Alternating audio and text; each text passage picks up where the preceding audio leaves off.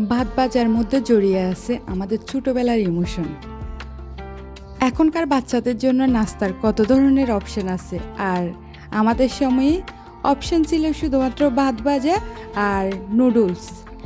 এই দুইটা জিনিসের জন্যই আবদার করে বসে থাকতাম, অথচ এখন নিজেরা যখন বড় হয়ে গেছি তখন বুঝতেছি আসলে ভাত ভাজা এটা তেমন একটা কঠিন বিষয় না।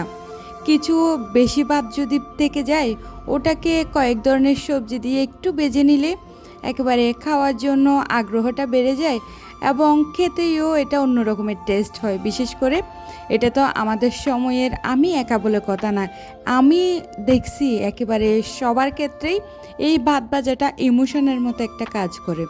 তো সেদিন একটু ভাত ভেজে নিয়েছিলাম খাওয়ার জন্য, আগের দিনের কিছু ভাত থেকে গেছিলো।